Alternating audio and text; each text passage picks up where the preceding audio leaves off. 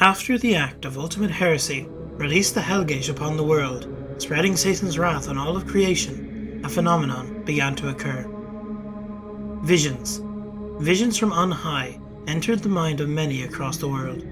These visions called the faithful to bear arms, to fight the tides of hell. Men and women touched by heaven are granted visions, and revelations are made by the messengers of God. Sisters of the holy orders are marked by stigmata and take up the sword and cross as instructed by the angels.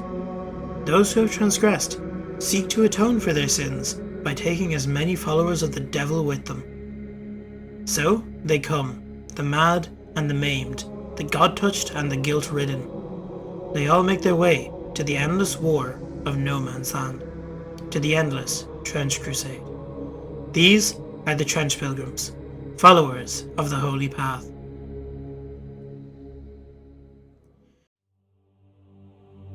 After the faithful countries united to fight the oncoming demons from the Hellgate, many enlisted in their armies, whether out of need, nationalism, or the want to fight those who seek to destroy them. The number of enlisted swelled in all the nations. However, not everyone who wished to fight joined these armies. No, many were touched by the very voice of the Almighty. They were led by these visions to seek out an alternative way to combat the hellish armies, one they saw as more direct. These visionaries became the first Trench Pilgrims. The Trench Pilgrims are one of the most compelling and enigmatic phenomena of the Great War. They represent humanity's unyielding faith, its capacity for sacrifice, and its unorthodox yet profound approach to combating the forces of hell. Born of desperation and divine inspiration, these groups have become a symbol of both hope and tragedy, their actions etched into the annals of this grim conflict. The origins of the Trench Pilgrims lie in the dire circumstances of the Great War. As hell's forces spilled into the mortal world, conventional armies struggled to contain the infernal tide. Amid this despair, individuals across Christendom began reporting visions of saints, angels, and the Redeemer himself, calling them to take up arms and to join the holy procession. Many interpreted these visions as a divine mandate. They felt they were chosen by the Lord himself to seek out and destroy those who would oppose his will, while others who had committed sins or those riddled with guilt over past actions saw them as a path to personal redemption. For some of them, becoming a pilgrim was an escape from the lives of sin and guilt. Farmers, beggars, soldiers, and nobles alike found themselves united by a singular purpose: to march to hell's shadow and fight for salvation. They felt the purpose of the righteous, the fury of the faithful. They had become some of the toughest resistance to hell's invasion. Though the Church did not officially organize these processions, it recognized their potential. In key areas such as the Balkan front or the Principality of New Antioch itself, you may find Trench Pilgrim processions passing through to find a new cause or a new battlefield to fight on. To do this, they sought the permission of the Church as final confirmation of their path. Though the Church does not fully support the Trench Pilgrims, they saw the use these faithful fighters could provide, and so, blessings were granted, sacraments administered, and the pilgrims were sent forth as martyrs in waiting. Despite their spiritual fervour, the Trench Pilgrims lack a coherent military structure. The processions are often led by prophets or prophetesses who claim to hear the Redeemer's voice. These charismatic figures inspire unwavering loyalty, guiding their followers with fiery sermons and impassionate calls to arms. These prophets are in charge of leading the processions and keeping the faith, and by extent the loyalty, of these processions strong. Leadership within the processions is often fluid, dictated by faith rather than rank or experience. These prophets and prophetesses use their gift of faith to guide the pilgrims through battles, using God's guidance to strike necessary blows against the hellish forces they face. Discipline is enforced by castigators, individuals charged with instilling the fear of God in their troops. Wielding whips and rods, they ensure that no pilgrim wavers in their commitment. This harsh enforcement is tempered by the presence of clerics who provide spiritual guidance and administer rites to strengthen the pilgrim's resolve. They are the keepers of morale and make sure the pilgrims know they are doing God's work on earth. They inspire sacrifice and devotion to something greater than themselves. As they see it, they offer up the pilgrims to God and guide them to the Redeemer's path.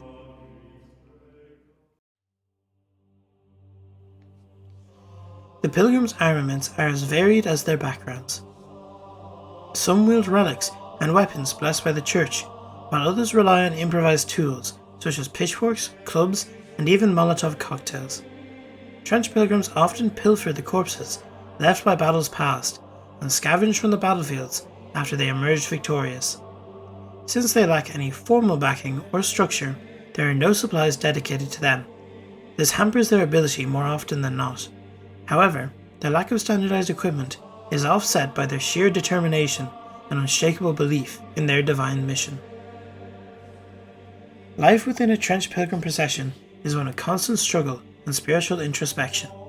Days are spent marching through desolate landscapes, their songs and prayers echoing across the wasteland of no man's land as they pass battles and corpses, making their way to wherever their prophet or prophetesses command them. Nights bring moments of respite, where the pilgrims gather around makeshift altars to listen to their leaders and draw strength from their shared faith and confirmation that they are carrying out the divine's will. Food is scarce, and many subsist on meagre rations, whatever is able to be scavenged from the dead or the charity of local communities. Despite the hardships, there is an unbreakable sense of camaraderie among the pilgrims. Bonds forged in the crucible of suffering strengthen their resolve. They become more of a family than a war party. They share stories and memories with each other to keep morale up and care for the bonds they make in the hellfire of battle. And even the youngest and weakest find purpose in their collective mission. The processions are a microcosm of humanity's resilience, a testament to the power of faith in the face of insurmountable odds. They show that even when hell comes to greet them, they won't back down. They will rise to the challenge, no matter the odds or the risks. They embody humanity in their purest form. They are resilience. They are defiance. Central to the Trench Pilgrims' ethos is the concept of sacrifice. They believe that their suffering and deaths serve a higher purpose, acting as a shield for the faithful and a blow against hell's dominion. Despite all coming from different walks of life, they find solace knowing that they are making a difference together, that even in death they served a greater purpose than they could have imagined in their old lives. This inspires their will to sacrifice. Suicidal charges across no man's land are common, with pilgrims hurling themselves at the enemy with hymns on their lips and nothing more than a club or piece of rock in their hand. They lay down their lives without a second thought to assist the faithful cause. Their actions draw enemy fire, creating openings for more organized forces to advance. In death, many pilgrims find a grim form of redemption. However, death is not always the end for these faithful soldiers. Are said to be resurrected by the seventh Meta-Christ as martyr penitents, warriors whose bodies are immune to pain and whose spirits burn with unquenchable zeal. These figures inspire awe among their comrades and terror among their foes, serving as living proof of divine intervention. The life of a Trench Pilgrim is not without its tolls. The horrors of the battlefield, coupled with the burden of their mission, weigh heavily on their minds and spirit. Many are driven to the brink of madness, their faith their only anchor, keeping them from succumbing to despair. This is where their most noticeable and identifiable feature, the iron capirot, comes in. The capirot is a hood that doubles as a gas mask and protects them from hell's corrupting influence. But it cannot shield them entirely. They need more to keep their minds from falling to sin.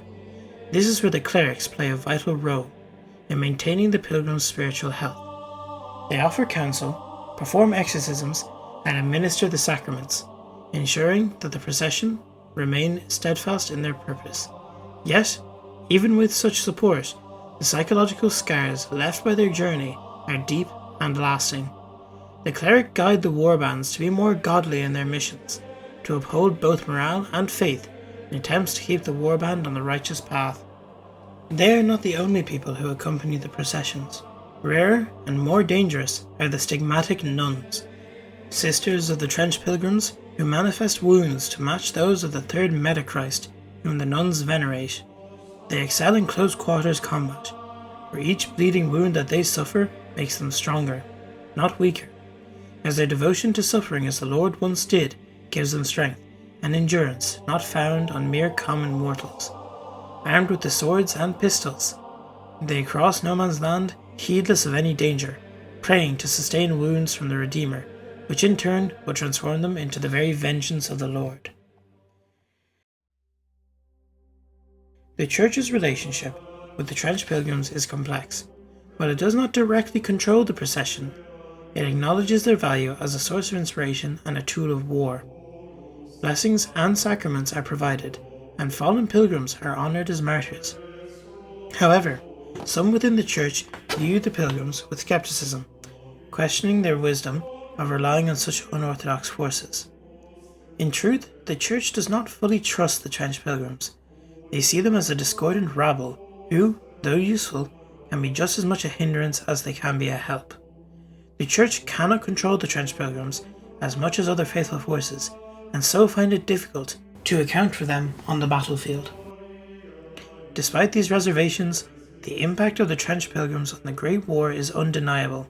Their zeal and sacrifice have turned the tide of many battles, and their unwavering faith serves as a beacon of hope for the faithful. There is a bewildering number and variety of Trench Pilgrim processions. The Penitents of pious revenge swear in the name of St. Olga and use flamethrowers, burning grenades, and incendiary ammunition to assail the heretics. They wish to cleanse the world in the holy fires as St. Olga would have done. The Pilgrims of the Iron Path follow St. Rita of Cascia and go to battle with hammers, mauls, maces, and cudgels, and hammer nails into their heads in memory of the saint they venerate.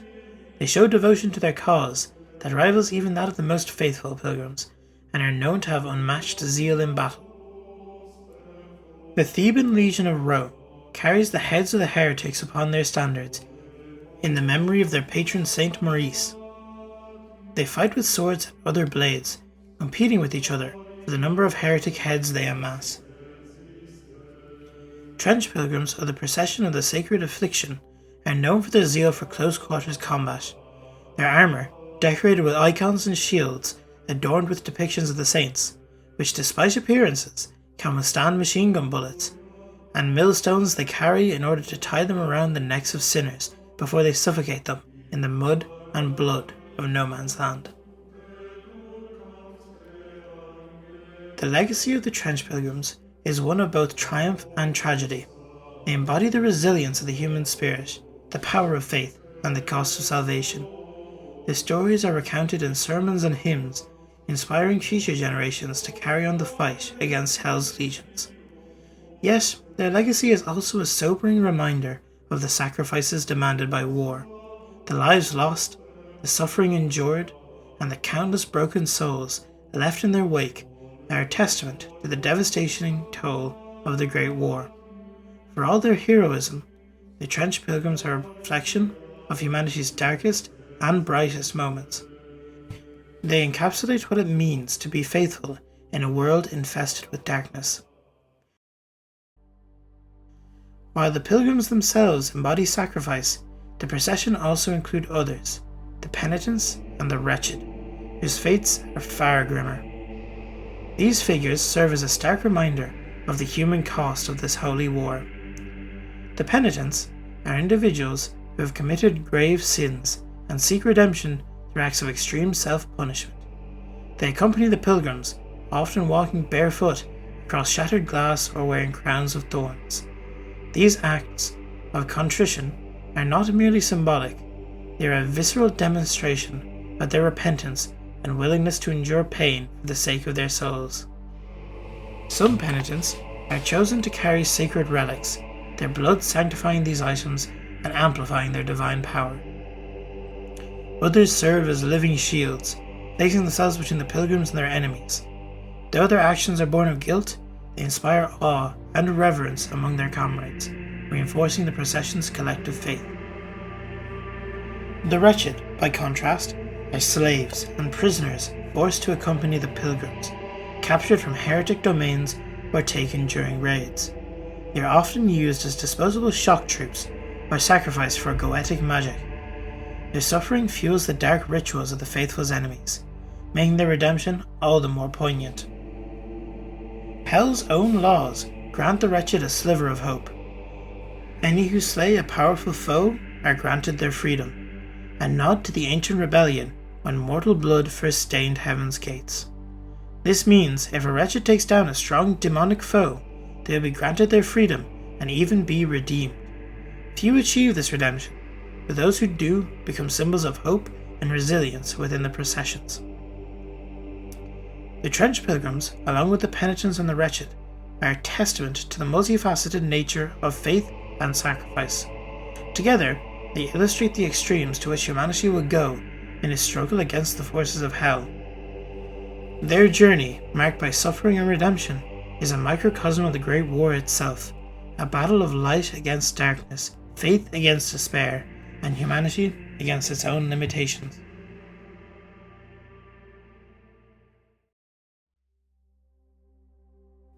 These units make up the majority of Trench Pilgrim processions. However, the processions do not contain mere men and women alone. They are a combination of the pilgrims and their protectors, be that communicants or stronger. The shrine anchorites are towering symbols of faith and sacrifice, blending divine devotion with technological ingenuity. These colossal war machines are not merely tools of war, but living altars, their pilots enduring unceasing torment to inspire the faithful and wreak havoc on the forces of hell. Each shrine anchorite represents the pinnacle of the faithful's willingness to endure suffering for the greater good, serving as both a weapon and a monument to the Redeemer's glory. The concept of the shrine anchorite arose from the dire circumstances of the Great Crusade. As Hell's legions grew more formidable, with stronger demons and more hellish devices emerging over the course of the battles, the faithful sought to create a weapon capable of both immense destruction and spiritual fortification. The shrine anchorites were envisioned as mobile fortresses capable of turning the tide of battle, while rallying troops with their unshakable presence. Shrine anchorites are constructed around a central altar, often adorned with relics, holy symbols, and depictions of saints. These altars are sanctified by high-ranking clergy, imbuing the machine with divine energy. Their purpose is twofold: to deliver devastating firepower against Hell's forces and to serve as a beacon of faith, inspiring those who fight alongside them. Central to the shrine anchorite's function is its pilot, known as the anchorite. These individuals are monks who willingly submit to a lifetime of torment within the machine's core. Once sealed inside, the anchorite is subjected to constant physical and spiritual agony, their pain serving as a conduit for divine power. The selection process for anchorites is rigorous. Candidates must demonstrate unwavering faith, exceptional mental fortitude, and willingness to endure unimaginable suffering for the sake of the faithful. Upon acceptance, they undergo a series of rituals to prepare their bodies and souls for the transformation. The final rite involves their permanent integration into the machine, a process that ensures they can never leave. Despite their suffering, anchorites are revered as living saints. Their sacrifice is seen as the ultimate expression of devotion, and their presence on the battlefield inspires awe and reverence. Many faithful believe that the anchorite's pain strengthens the divine energy that powers their machines, making them an indispensable asset in the fight against hell. Shrine anchorites are equipped with a formidable array of weapons, designed to devastate demonic forces and fortifications. Common armaments include the adamantine Catherine wheel, massive spinning blades capable of tearing through enemy lines with ease, sanctified cannons, artillery pieces that fire shells imbued with holy light capable of obliterating even the toughest infernal armor, and purification flamethrowers, weapons that unleash torrents of blessed fire, incinerating demonic entities and cleansing corrupted ground. In addition to their offensive capabilities, shrine anchorites are heavily armoured. their exteriors inscribed with holy runes that provide protection against infernal attacks. They also emit an aura of sanctity, which weakens nearby demonic entities and bolsters the morale of allied troops. Shrine anchorites play a critical role in the Faithful's military strategy. Their immense size and firepower allow them to serve as both offensive and defensive assets. On the offensive, they lead charges into enemy territory, breaking through fortifications and scattering demonic hordes. On the defensive, they act as immovable bastions, holding the line against overwhelming odds. Beyond their combat effectiveness, Shrine anchorites serve as a symbol of hope and resilience. Their presence on the battlefield reminds the faithful of the Redeemer's power and the sacrifices made in his name. This dual role, as weapons of war and beacons of faith, makes them invaluable in the ongoing struggle against hell. Despite their effectiveness, the use of shrine anchorites is not without controversy. The immense suffering endured by the pilots raises ethical questions, even among the faithful. Some argue that the anchorite's pain borders on cruelty, while others see it as a necessary sacrifice for the greater good. The construction and maintenance of shrine anchorites are also resource intensive. Each machine requires rare materials, skilled craftsmanship, and extensive sanctification rituals. As the war drags on, the ability to produce and field new anchorites has diminished, making each one an irreplaceable asset. These days, less and less anchorites are seen on the battlefields. As more fall than can be remade, their numbers dwindle even lower. Shrine anchorites embody the extremes of faith and sacrifice in the Great War. They are a testament to humanity's willingness to endure unimaginable suffering to combat the forces of hell. Their towering forms inspire both awe and fear, standing as living proof of the faithful's resolve. As the war continues, the legacy of the shrine anchorites grow. Their stories are recounted in sermons and hymns, their images etched into the stained glass and painted on the cathedral walls. They are not merely machines. They are symbols of hope, resilience, and the enduring power of belief in the face of darkness. Through their pain and sacrifice, the anchorites ensure that the light of the Redeemer continues to shine, even in the darkest of times. Shrine anchorites often accompany these processions. These towering constructs serve as both mobile altars and engines of destruction. Piloted by the monks who endure constant torment, they inspire the pilgrims while wreaking havoc on the battlefield. Their presence is a stark reminder of the cost of the faith, and the lengths to which the faithful will go to resist hell's forces. As the processions march forward, they carry with them the hopes and prayers of the faithful, forging a path through the darkness with unwavering resolve. Their legacy, etched in blood and sanctified by belief, ensures that their story will be told for generations to come. As the Great War grinds on, the Trench Pilgrms remain a vital force in the struggle against hell. Their actions, driven by faith and forged in suffering, ensure that the battle for creation continues. They are humanity's vanguard and its sacrifice, a testament to the enduring power of belief in the face of darkness. So, that is the Trench Pilgrms faction. Now, it was quite difficult to write a script on this because they don't actually have a history, per se. They just have a lot of facts about them, and there's not that much in the lore primer. It looks like a lot, but really it's only describing like how they work and what weapons they use and the different types of brigades and warbands, which are really interesting. I really like them. I think they are probably my second favourite, or maybe third favourite faction in Trench Crusade. Number one, still New Antioch. The Paladins have won that for me, without a doubt. But second, yeah, it's probably these guys, or maybe the Iron Sultanate. Which, speaking of, has won the poll for next video, so it is at 44% as I'm looking at it now, with the next in line being the Heretic Legion, and then the Court of the Seven-Headed Serpent, then the Cult of the Black Grail. So I'll make the next video on the Iron Sultanate, which will be very interesting and probably more similar to the New Antioch video than to this one, because they have a really interesting history, and lots of things that I actually didn't get to touch on in the overall world of Trench Crusade video. And after this video goes up, I will be putting up another poll for which faction you guys want to hear about next, so remember to vote in that so that your faction is the next one I talk about. Yeah, that's about it. Hope you guys enjoyed the video. Thanks for watching, and I'll see you in the next one. Oh, and by the way, thank you guys for the amount of support you are giving me for these videos. It is insane.